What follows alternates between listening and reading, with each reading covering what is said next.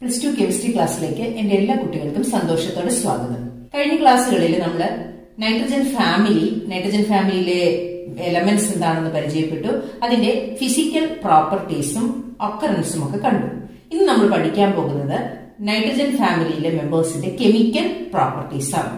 Chemical പ്രോപ്പർട്ടീസിന് ആദ്യത്തെ chemical property ആയിട്ട് നമ്മൾ പറയുന്നത് കോമൺ ഓക്സിഡേഷൻ സ്റ്റേറ്റ് ആണ്. കോമൺ ഓക്സിഡേഷൻ സ്റ്റേറ്റ് ഏതൊക്കെയാണ്? അതിന് നമുക്ക് നൈട്രജൻ ഫാമിലിയുടെ ഇലക്ട്രോണിക് കോൺഫിഗറേഷൻ നമുക്കൊന്ന് എഴുതി നോക്കാം. NS2 NP3 ആണ്. നമ്മൾ പഠിച്ചിരിക്കുന്നത് ഏറ്റവും സ്റ്റേബിൾ ആയിട്ടുള്ള ഒരു സ്റ്റേറ്റ് എന്ന് പറയുന്നത് ഏതാണ്? NS2 NP6 ആണ്. അതായത് വാലൻസ് ഷെല്ലില് എത്ര ഇലക്ട്രോൺസ് വേണം? 8 ഇലക്ട്രോൺസ് വേണം. So 8 electrons in the വാലൻസ് shell എന്ന് പറയുന്നത് സ്റ്റേബിൾ സ്റ്റേറ്റ് ആണ്. അപ്പൊ എല്ലാ ആറ്റവും സ്റ്റേബിൾ ആകാൻ വേണ്ടി അതിന്റെ വാലൻസ് ഷെല്ലിൽ എത്ര ഇലക്ട്രോൺ വേണം? 8 എണ്ണം വേണം. ഇവിടെ നോക്കിക്കേ, നൈട്രജൻ ഫാമിലിയുടെ വാലൻസി എന്ന് പറയുന്നത് എത്രയാണ്? 5 ആണ്. അപ്പം ഇതിന് 5 ഇലക്ട്രോണിനെ വിട്ടുകൊടുക്കാം. So losing 5 electrons. അപ്പൊ 5 ഇലക്ട്രോണിനെ വിട്ടുകൊടുക്കുമ്പോൾ അതിന് ഏത് ഓക്സിഡേഷൻ സ്റ്റേറ്റ് കിട്ടും? +5 സ്റ്റേറ്റ് കിട്ടും. ഇനി അതല്ല എങ്കിൽ 8 ആക്കാൻ എന്ത് ചെയ്യാം? 3 ഇലക്ട്രോൺസിനെ സ്വീകരിക്കാം. അപ്പൊ എന്ത് ചെയ്യണം? Gain 3 electron. അപ്പൊ അതിന് എന്ത് കിട്ടും? -3 ഓക്സിഡേഷൻ സ്റ്റേറ്റ് കിട്ടും.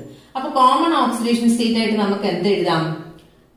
+5 എഴുതാം, കൂടാതെ -3 സ്റ്റേറ്റും എഴുതാം. നമ്മൾ കണ്ടു nitrogen, phosphorus, arsenic, antimony, bismuth ഈ എലമെന്റ്സ് വരുമ്പോൾ താഴേക്ക് വരുംതോറും ഈ ആറ്റത്തിന്റെ സൈസ് കൂടി വരികയാണ്. അങ്ങനെ കൂടി വരുമ്പോൾ എന്താ സംഭവിക്കുന്നത്? ന്യൂക്ലിയസിൽ നിന്ന് വാലൻസ് ഷെല്ലിലേക്കുള്ള ദൂരം കൂടുകയാണ്, അല്ലെ? അങ്ങനെ ദൂരം കൂടി കഴിയുമ്പോൾ 3 ഇലക്ട്രോണിനെ സ്വീകരിച്ചു നിർത്താനുള്ള കഴിവ് ഈ ആറ്റങ്ങൾക്കുണ്ടാകുമോ? ഇല്ല. അപ്പൊ അങ്ങനെ കഴിവില്ലാതെ വരുമ്പോൾ താഴേക്ക് വരുംതോറും ഈ -3 സ്റ്റേറ്റ് സ്റ്റെബിലിറ്റി കുറഞ്ഞു വരുന്നു. Due to increase in size കൂടി വരുന്നത് കാരണം. അത് ക്ലിയർ ആയല്ലോ? കൂടാതെ താഴേക്ക് വരുംതോറും ഇലക്ട്രോ നെഗറ്റിവിറ്റി വാല്യൂ എന്താ ചെയ്യുന്നത്? കുറയുകയാണ് ചെയ്യുന്നത്. So decrease in electro negativity. ഈ 2 കാര്യങ്ങൾ കൊണ്ട് -3 സ്റ്റേറ്റിന്റെ സ്റ്റെബിലിറ്റി നൈട്രജനിൽ നിന്ന് ബിസ്മത്തിലേക്ക് വരുമ്പോൾ കുറഞ്ഞു വരുന്നു. നൈട്രജൻ ആണെങ്കിൽ മഗ്നീഷ്യം നൈട്രൈഡില് Mg3N2 നൈട്രജൻ -3 സ്റ്റേറ്റ് ആണ് കാണിക്കുന്നത്. അതുപോലെ ഫോസ്ഫറസ് കാൽസ്യം ഫോസ്ഫൈഡില് Ca3P2 ഇവിടെ ഫോസ്ഫറസ് -3 ഓക്സിഡേഷൻ സ്റ്റേറ്റ് ആണ് കാണിക്കുന്നത്. ബിസ്മത്തിന്റെ കേസ് വരുമ്പോൾ ഈ -3 ഓക്സിഡേഷൻ സ്റ്റേറ്റ് എന്ന് പറയുന്നത് വളരെ റെയർ ആയിട്ട് മാത്രം കാണിക്കുന്ന ഒരു ഓക്സിഡേഷൻ സ്റ്റേറ്റ് ആണ് -3 എന്ന് പറയുന്നത്. ഇനി +5 സ്റ്റേറ്റിന്റെ സ്റ്റെബിലിറ്റി നമുക്ക് നോക്കാം. +5 സ്റ്റേറ്റ് എന്ന് പറയുന്നത് മുകളിൽ നിന്ന് താഴേക്ക് വരുംതോറും ഇലക്ട്രോണിനെ വിട്ടുകൊടുക്കാനുള്ള ടെൻഡൻസി കൂടി വരേണ്ടതാണ്. പക്ഷെ നമ്മൾ ഇവിടെ നിന്ന് നോക്കിക്കേ, ആഴ്സനിക്കിന്റെയും ആന്റിമണിയുടെയും ബിസ്മത്തിന്റെയും ഇലക്ട്രോണിക് കോൺഫിഗറേഷൻ എഴുതുകയാണെങ്കിൽ argon nearest noble gas configuration, then 3d10 4s2 4p3, krypton 4d10 5s2 5p3, and xenon ബിസ്മത്തിന്റെ xenon 4f14 5d10 6s2 6p3. ഈ ഇലക്ട്രോണിക് കോൺഫിഗറേഷൻ വലിയ പ്രാധാന്യമുണ്ട് നമ്മളിത് പറയുമ്പോഴും. ഇവിടെ +5 സ്റ്റേറ്റ് താഴേക്ക് വരുംതോറും അതിന്റെ സ്റ്റെബിലിറ്റി കുറഞ്ഞു വരുന്നു. കാരണം ഈ താഴേക്ക് വരുംതോറും ആദ്യം പറഞ്ഞത് തന്നെയാണ്, ഈ F ആൻഡ് D ഓർബിറ്റൽസിന് പുവർ ഷീൽഡിംഗ് ഇഫക്റ്റ് ആണ്. എന്താണ്? F ആൻഡ് D ഓർബിറ്റൽസിന് പുവർ ഷീൽഡിംഗ് ഇഫക്റ്റ് ആണ്. നമ്മളൊന്ന് പറഞ്ഞതാണ്, ഇത് റിപ്പീറ്റഡ് ആയിട്ട് പറയുന്നത്, ഇത് ഇമ്പോർട്ടന്റ് ആണ്. അങ്ങനെ പുവർ ഷീൽഡിംഗ് ഇഫക്റ്റ് ആയതുകൊണ്ട് ഈ S ഇലക്ട്രോൺസിനെ ആര് ചേർത്ത് നിർത്തും? ബിസ്മത്തിന്റെ ന്യൂക്ലിയസ്, അല്ലെങ്കിൽ ആന്റിമണിയുടെ ന്യൂക്ലിയസ്, അല്ലെങ്കിൽ ആർസെനിക്കിന്റെ ന്യൂക്ലിയസ് ഈ S ഇലക്ട്രോൺസിനെ ചേർത്ത് നിർത്തും. ഇവിടെ വലിയൊരു സ്ക്രീനായിട്ട് ആക്ട് ചെയ്യായിരുന്നെങ്കിൽ S ഇലക്ട്രോൺസിനെ ചേർത്ത് നിർത്താനായിട്ട് സാധിക്കില്ലായിരുന്നു. പക്ഷേ ഇത് വലിയൊരു ഷീൽഡ് ആയിട്ട് ഇവിടെ ഒന്നും ആക്ട് ചെയ്യുന്നില്ല. കാരണം പുവർ ഷീൽഡിംഗ് ഇഫക്റ്റ് ആണ് എഫിനും ഡിക്കും. അതുകൊണ്ട് ഈ s ഇലക്ട്രോൺസിന് സാധാരണഗതിയിൽ ബോണ്ടിങ്ങിൽ പങ്കെടുക്കാനായിട്ട് ബുദ്ധിമുട്ടുണ്ട്. And this effect is called inert pair effect. ഇതിനെയാണ് ഇനേർട്ട് പെയർ ഇഫക്റ്റ് എന്ന് വിളിക്കുന്നത്. And it is very important. വളരെ ഇമ്പോർട്ടന്റ് ആണ് ഇത് inert pair effect. So the reluctance of s electrons, എന്താണ് റിലക്റ്റൻസ്?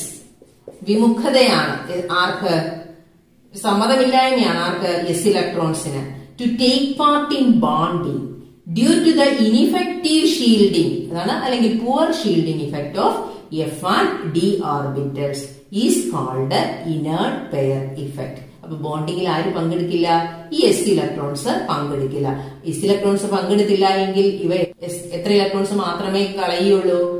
3 ഇലക്ട്രോൺസ് മാത്രമേ കളയുകയുള്ളൂ. അപ്പൊ താഴേക്ക് വരുന്തോറും +5 സ്റ്റേറ്റിന്റെ സ്റ്റെബിലിറ്റി കുറഞ്ഞു കുറഞ്ഞു വരുന്നു. So stability of +5 state decreases down. എന്തുകൊണ്ടാണ്? Due to inert pair effect. Okay, ഇത് ശരിക്കും പഠിക്കണം. ഇനേർട്ട് പെയർ ഇഫക്റ്റ് എന്താണെന്ന് ഈ ടോപ്പിക്കിൽ നിന്ന് ചോദ്യം ചോദിക്കും. ഇനി ഒരു കാര്യം കൂടി അറിഞ്ഞിരിക്കുക. ഗ്രൂപ്പ് 13, 14, 15 ഈ 3 ഗ്രൂപ്പിലെ എലമെന്റ്സ് ആണ് പ്രധാനമായിട്ടും ഇനേർട്ട് പെയർ ഇഫക്റ്റ് കാണിക്കുന്നത്. And that is due to the poor shielding effect of f and d orbitals. Okay, oxo acids. Oxo acids എന്തൊക്കെയാണെന്ന് നമ്മൾ പഠിക്കും ഇനി. ഓക്സിഡേഷൻ സ്റ്റേറ്റ് പറയുമ്പോൾ നൈട്രജൻ +1 മുതൽ +4 വരെയുള്ള ഓക്സിഡേഷൻ സ്റ്റേറ്റുകൾ ഡിസ്പ്രപ്പോർഷനേറ്റ് ചെയ്യും. എന്ത് ചെയ്യും? ഡിസ്പ്രപ്പോർഷനേഷൻ. ഇത് നമ്മൾ ഫസ്റ്റ് ഇയർ പഠിച്ചതാണ്. ഒരു എലമെന്റിൽ തന്നെ ഓക്സിഡേഷനും നടക്കും, റിഡക്ഷനും നടക്കും. നമുക്കൊരു എക്സാമ്പിൾ നോക്കാം. നൈട്രജന്റെ കേസിൽ nitrous acid 3HNO2 acid solution ആണ്. നൈട്രിക് ആസിഡും 2NO + H2 ആയിട്ട് മാറുന്ന റിയാക്ഷൻ. ഇവിടെ നമുക്ക് നൈട്രജന്റെ ഓക്സിഡേഷൻ സ്റ്റേറ്റ് നോക്കാം. ഓക്സിജന്റെ അറിയാലോ -2 ആണ്. അപ്പൊ 2 ഓക്സിജൻ വരുമ്പോൾ ഇവിടെ -4 വരും. ഹൈഡ്രജൻ +1 ആണ്. അപ്പൊ നൈട്രജന് വരുന്ന ഓക്സിഡേഷൻ സ്റ്റേറ്റ് എന്താണ്? +3 ആണ്. നിങ്ങൾ ചെയ്ത് നോക്കിക്കോളൂ കേട്ടോ. +3 ആണ്. നൈട്രിക് ആസിഡില് നൈട്രജന്റെ ഓക്സിഡേഷൻ സ്റ്റേറ്റ് എന്ന് പറയുന്നത് ഓക്സിജന്റെ -6 വരും, ഹൈഡ്രജന്റെ +1 വരും. അപ്പൊ ഇവിടെ നൈട്രജന്റെ +5 ആണ് ഓക്സിഡേഷൻ സ്റ്റേറ്റ്. ഇവിടെ നൈട്രിക് ഓക്സൈഡില് ഓക്സിജന്റെ -2 ആണ്. അപ്പൊ നൈട്രജന്റെ +2 ആണ്. നോക്കിക്കേ, +1നും +4നും ഇടയിലുള്ള ഒരു ഓക്സിഡേഷൻ സ്റ്റേറ്റ് ആണ് ഏത്? +3. അത് ഡിസ്പ്രപ്പോർഷനേറ്റ് ചെയ്തു. ഏതിലേക്ക്? +5ലേക്കും +2ലേക്കും. അപ്പൊ ഇതിന്റെ ഇടയിൽ കിടക്കുന്ന +1 മുതൽ +4 വരെയുള്ള ഓക്സിഡേഷൻ സ്റ്റേറ്റുകൾ ഡിസ്പ്രപ്പോർഷനേഷന് വിധേയമാകുന്നു. ഇനി ഫോസ്ഫറസിന്റെ കേസ് ഒന്ന് നോക്കാം. H3PO3 disproportionate into H3PO4 plus PH3 നമ്മൾ ഫസ്റ്റ് ഇയർ പഠിച്ചതാണ്.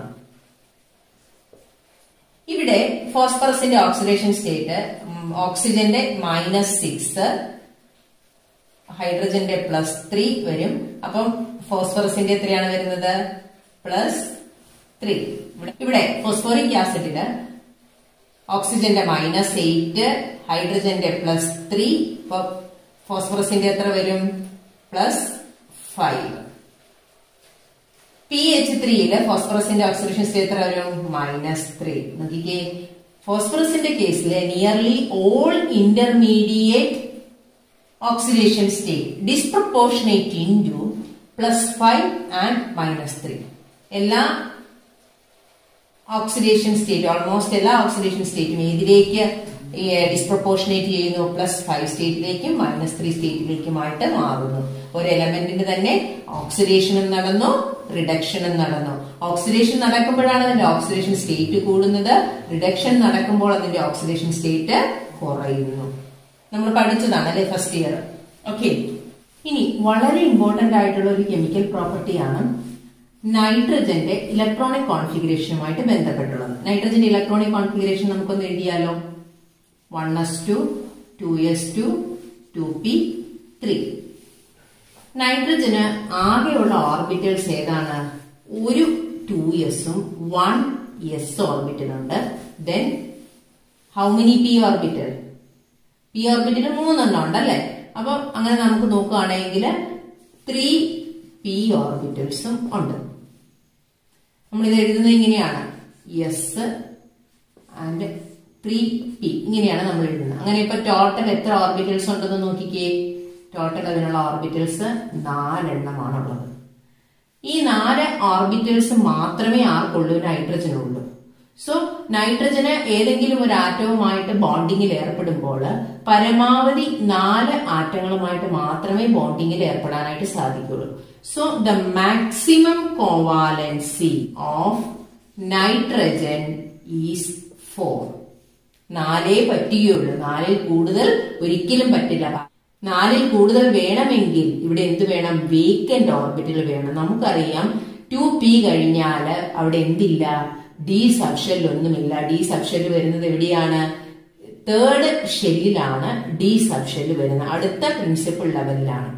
അപ്പൊ ഡി സബ്ഷെൽ ഇല്ലാത്തത് കൊണ്ട് നൈട്രജന് അതിന്റെ കോവാലൻസി 4-ൽ കൂടുതൽ കാണിക്കാൻ പറ്റില്ല. ഇത് വളരെ ഇമ്പോർട്ടന്റ് ആണ്, പരീക്ഷയ്ക്ക് ഫ്രീക്വന്റ് ആയിട്ട് ചോദിക്കുന്നതാണ്. വേറാസ് ഫോസ്ഫറസ്, എന്നാൽ ഫോസ്ഫറസും ആഴ്സനിക്കും എല്ലാം പെന്റാഹാലൈഡുകൾ ഉണ്ടാക്കുന്നു. ASF5, PCl5 ഇതൊക്കെ ചിലപ്പോൾ 5-ൽ കൂടുതൽ 6 വാലൻസി ഫോസ്ഫറസും ആഴ്സനിക്കും ഒക്കെ കാണിക്കുന്നുണ്ട്. അതിന് കാരണം ഫോസ്ഫറസിനും ആഴ്സനിക്കും എന്തുണ്ട്? പ്രസൻസ് ഓഫ് ഡി ഓർബിറ്റൽ ഉണ്ട്. ഡി ഓർബിറ്റൽ പ്രസന്റ് ആണ്. പക്ഷെ നൈട്രജൻ എന്തില്ല? ഡി ഓർബിറ്റൽ ഇല്ല. അപ്പൊ പരീക്ഷയ്ക്ക് ക്വസ്റ്റ്യൻ ചോദിക്കും, nitrogen cannot form pentahalides whereas phosphorus forms. Give reason എന്ന് പറഞ്ഞ് ചോദിക്കാം. അതിന്റെ റീസൺ ഇതാണ്. Nitrogen only orbitals present in nitrogen is 1s and 3p orbitals, total 4 orbitals. So it cannot expand its covalency beyond 4. 4-ൽ കൂടുതലാക്കാൻ പറ്റില്ല. 4 എന്ന് പറയുന്നത് maximum NH4+. ഇതില് നൈട്രജന്റെ valency 4 ആണ്. ഇതിൽ കൂടുതൽ അതിന് പറ്റില്ല. ഒരിക്കലും NCl5 എന്ന് പറയുന്ന ഒരു മോളിക്യൂൾ പോസിബിൾ അല്ല. This is not possible for nitrogen. That is due to the absence of D subshell in nitrogen, whereas D subshell is present in all other elements of group 15. Okay. ഇനി anomalous properties of nitrogen എന്താണെന്ന് നോക്കാം. നമ്മൾ കണ്ട anomalous properties തന്നെയാണ്. ഒന്ന്, നമുക്കറിയാം nitrogen ഫാമിലിയിലെ ആദ്യത്തെ മെമ്പർ ആണ് നൈട്രജൻ. അപ്പൊ അതിന്റെ സൈസ് എന്തായിരിക്കും? സ്മോൾ സൈസ് ആയിരിക്കും. അതുപോലെ അതിന്റെ ഇലക്ട്രോനെഗറ്റിവിറ്റി വാല്യൂ ഹൈ ആയിരിക്കും. അയണൈസേഷൻ എൻതാൽപ്പി വാല്യൂ ഹൈ ആയിരിക്കും. ഇനി 4ാമത്തെ പോയിന്റ് ആയിട്ട് എഴുതിയിരിക്കുന്നത് അവിടെ ആബ്സെൻസ് ഓഫ് ഡി ഓർബിറ്റൽസ് ആണ്. നമ്മൾ കണ്ടു അല്ലേ? ഇനി 5ാമത്തെ പ്രോപ്പർട്ടി നോക്കിയേ. നൈട്രജൻ എന്തുണ്ടാക്കുന്നു? p മൾട്ടിപ്പിൾ ബോൺഡ്സ് ഉണ്ടാക്കുന്നു. നമുക്കറിയാം നൈട്രജന്റെ atomic number 1s2, 2s2, 2p3 ആണ്. വാലൻസ് ഷെല്ല് 2 ആണ്. അതില് 5 ഇലക്ട്രോൺ ആണ് ഉള്ളത്. സ്റ്റേബിൾ ആകാൻ എത്ര വേണം? 8 വേണം. അപ്പൊ ഇനി എത്ര കൂടി വേണം? 3 എണ്ണം കൂടി വേണം. അപ്പൊ നൈട്രജൻ എക്സിസ്റ്റ് ചെയ്യുന്നത് ഇങ്ങനെയാണ്. 2 ഇലക്ട്രോൺസ് ലോൺ പെയർ ആയിട്ടാണ് നൈട്രജനിൽ എക്സിസ്റ്റ് ചെയ്യുന്നത്. ലോൺ പെയർ ആയിട്ട്. ബാക്കി ഓരോ നൈട്രജനുമുള്ള 3 ഇലക്ട്രോൺസ് പരസ്പരം ബോണ്ട് ചെയ്ത് ആ 8 എന്ന് പറയുന്ന സ്റ്റേറ്റ് കിട്ടും. അപ്പൊ ഇവിടെ നൈട്രജൻ ആറ്റങ്ങൾ തമ്മിലുള്ളത് എന്താണ്? ട്രിപ്പിൾ ബോണ്ട് ആണ് അല്ലെ? അപ്പൊ ഇവിടെ 2 p ഓർബിറ്റൽസ് തമ്മിൽ ഓവർലാപ്പ് ചെയ്താണ് ഈ ബോണ്ട് ഉണ്ടാക്കുന്നത്. So it forms p bonds. എന്നാൽ നൈട്രജൻ ഫാമിലിയിലെ മറ്റ് എലമെന്റ്സ്, അതായത് ഫോസ്ഫറസ്, ആഴ്സനിക്, ആന്റിമണി, ബിസ്മത്ത്, ഇവയൊന്നും ഈ p ബോണ്ട് ഉണ്ടാക്കുന്നില്ല. കാരണം താഴേക്ക് വരുന്തോറും ആറ്റത്തിന്റെ സൈസ്, അതായത് ഇവിടെ 2pയിലാണെങ്കിൽ ഇവിടെ 3p, 4p, 5p, 6p അങ്ങനെയാണ്. അപ്പൊ അറ്റോമിക് ഓർബിറ്റൽസിന്റെ സൈസ് ലാർജ് ആയിട്ട് വരുന്നു. So large size of atomic orbitals. Atomic ഓർബിറ്റൽസിന്റെ സൈസ് വലുതാകുന്നു. കൂടാതെ കൂടുതൽ ഡിഫ്യൂസ്ഡ് നേച്ചറുമായിട്ട് മാറുന്നു. ഈ 2 കാരണങ്ങൾ കൊണ്ട് ഇവരുടെ p ഓർബിറ്റൽസ് തമ്മിൽ ഇഫക്റ്റീവ് ഓവർലാപ്പിംഗ് പോസിബിൾ അല്ല. So no effective overlapping is possible in higher elements. Higher എലമെന്റ്സിൽ ആ ഇഫക്റ്റീവ് ഓവർലാപ്പിംഗ് പി ഓർബിറ്റൽസ് തമ്മിൽ പോസിബിൾ അല്ല. എന്റെ റീസൺ ഏതൊക്കെയാണ്? Due to the large size of the atomic orbitals and its diffused nature ഈ എലമെന്റ്സിന്റെ. Okay, ഇനി ആറാമത്തെ പോയിന്റ് ആയിട്ട് എഴുതിയിരിക്കുന്നത് നോക്കിക്കേ. നൈട്രജൻ മോളിക്യൂള് ഡയാറ്റോമിക് ആണ് അല്ലെ. നൈട്രജൻ ഏത് അവസ്ഥയിലാണ്, ഏത് സ്റ്റേറ്റിലാണ്? N2 എന്ന് പറയുന്ന സ്റ്റേറ്റിലാണ്. ഇവിടെ കണ്ടില്ലേ, അവർ തമ്മിൽ എന്താണുള്ളത്? ഒരു ട്രിപ്പിൾ ബോണ്ട് ആണുള്ളത്. ഈ ട്രിപ്പിൾ ബോണ്ട് കാരണം നൈട്രജന്റെ ബോണ്ട് എൻതാൽപ്പി എന്ന് പറയുന്നത് വെരി ഹൈ ആണ്. ഈ 3 ബോണ്ടിനെയും ബ്രേക്ക് ചെയ്യണമെങ്കിൽ ഹൈ എമൗണ്ട് ഓഫ് എനർജി വേണം. And that is of the order of 941.4 kJ/mol. നോക്കിക്കേ, ഇത്രയും എമൗണ്ട് ഓഫ് എനർജി ഉണ്ടെങ്കിൽ ഈ നൈട്രജൻ മോളിക്യൂളിനെ ബ്രേക്ക് ചെയ്യാൻ പറ്റുള്ളൂ. So this is the bond enthalpy of nitrogen. അതുകൊണ്ട് തന്നെ നൈട്രജൻ ഇനേർട്ട് ആണ്. അതായത് they are chemically inert at room temperature. Room ടെമ്പറേച്ചറിൽ അത് ഇനേർട്ട് ആണ്. അതുപോലെ അതിന്റെ റിയാക്ടിവിറ്റിയും കുറവായിരിക്കും. അതിന്റെ കാരണം എന്താണ്? Due to the triple bond between 2 nitrogen atoms and its high bond dissociation enthalpy. Okay, nitrogen ഇങ്ങനെ ട്രിപ്പിൾ ബോണ്ട് ഉണ്ടാക്കുന്നെങ്കിലും ഗ്രൂപ്പിലെ ബാക്കി elements phosphorus, arsenic, antimony, bismuth ഇവയൊന്നും എന്തുണ്ടാക്കുന്നില്ല? ട്രിപ്പിൾ ബോണ്ടുകൾ ഉണ്ടാക്കുന്നില്ല. ഇവ തമ്മിൽ ഉണ്ടാക്കുന്ന bond phosphorus phosphorus single bond, arsenic arsenic single bond, antimony antimony single bond ആണ് ഉണ്ടാക്കുന്നത്. ബിസ്മത്ത് മെറ്റാലിക് ബോണ്ട് ആണ് ഉണ്ടാക്കുന്നത് എലമെന്റൽ സ്റ്റേറ്റിൽ. ഓക്കെ, ഈ ഇങ്ങനെ ഉണ്ടാക്കുമ്പോൾ തന്നെ നൈട്രജൻ എന്തുകൊണ്ട് NN സിംഗിൾ ബോണ്ട് ഉണ്ടാക്കുന്നില്ല? നൈട്രജൻ ഉണ്ടാക്കിയാൽ തന്നെ അത് വളരെ വീക്കറാണ്. NN സിംഗിൾ ബോണ്ട് എന്ന് പറയുന്നത് വീക്കാണ്, വീക്കായിട്ടുള്ള സിംഗിൾ ബോണ്ടാണ്. കാരണം നൈട്രജൻ ആറ്റത്തിൽ എന്തുണ്ട്? ലോൺ പെയർ ഓഫ് ഇലക്ട്രോൺസ് ഉണ്ട്. കണ്ടോ, ഈ 2 ലോൺ പെയർ ഓഫ് ഇലക്ട്രോൺസ് തമ്മിൽ റിപ്പൽഷൻസ് ഉണ്ടാകും. അപ്പൊ strong repulsion between lone pair of electrons. അതുകൊണ്ട് ഈ റിപ്പൽഷൻ ഉള്ളത് കൊണ്ട് ഈ NN ബോണ്ട് ഫോം ചെയ്താൽ തന്നെ എന്തായിരിക്കും? വീക്കർ ബോണ്ട് ആയിരിക്കും ഫോം ചെയ്യുന്നത്. ഇത്രയും സ്ട്രോങ് റിപ്പൽഷൻ വരാൻ കാരണം എന്താണ്? ഇവ തമ്മിലുള്ള ബോണ്ട് ലെങ്ത് എന്ന് പറയുന്നത്, ഈ 2 നൈട്രജൻ ബോണ്ടുകൾ തമ്മിലുള്ള ബോണ്ട് ലെങ്ത് എന്ന് പറയുന്നത് ഇറ്റ് ഈസ് ഓൺലി 109 പൈക്കോമീറ്റർ. ചെറിയൊരു ഡിസ്റ്റൻസിലാണ് ഈ 2 ആറ്റങ്ങൾ അടുത്തടുത്തിരിക്കുന്നത്. അപ്പൊ അതുകൊണ്ട് അവ തമ്മിൽ സ്ട്രോങ് ഇന്റർ ഇലക്ട്രോണിക് റിപ്പൽഷൻ ആയിരിക്കും. ഇലക്ട്രോൺസ് തമ്മിൽ റിപ്പൽഷൻ ഉണ്ടാകും. അതുകൊണ്ട് NN ബോണ്ട് വീക്കർ ആയിരിക്കും.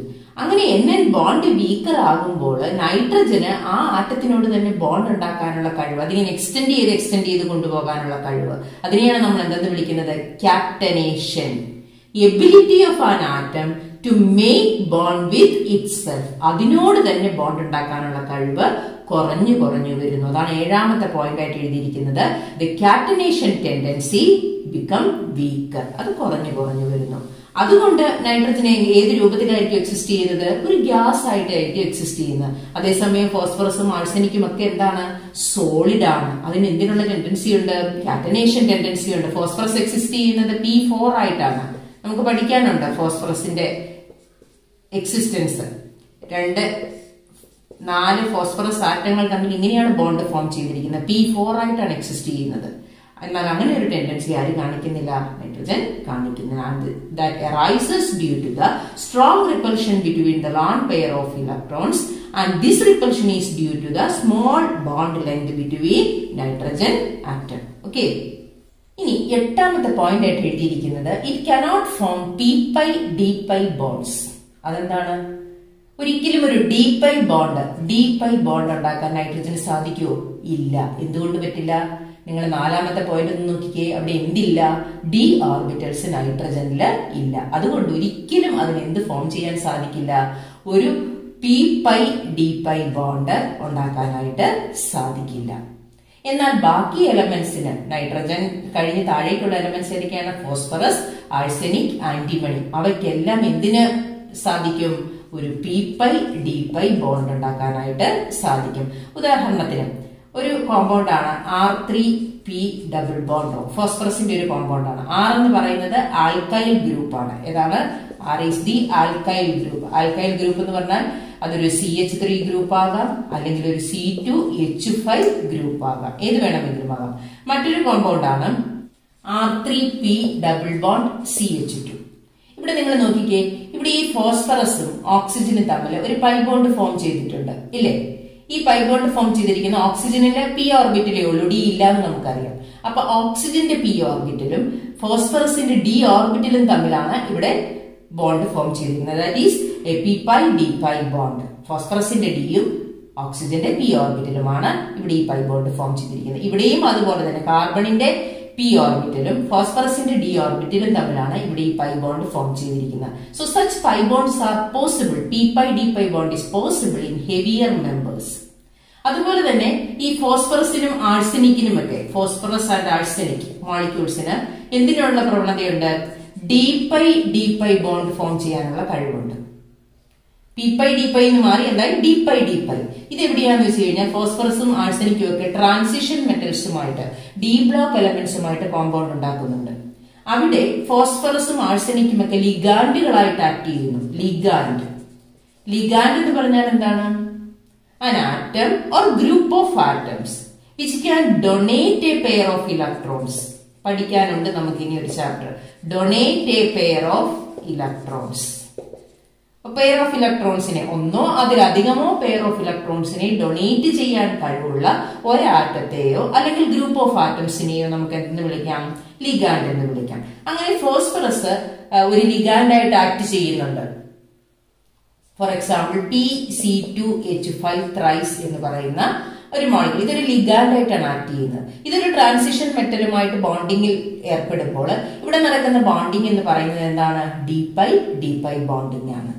അതുപോലെ ആഴ്സനിക് C6H5 ത്രൈസ്, ഇതും എന്തായിട്ടാണ് ആക്ട് ചെയ്യുന്നത്? ലിഗാൻഡ് ആണ്.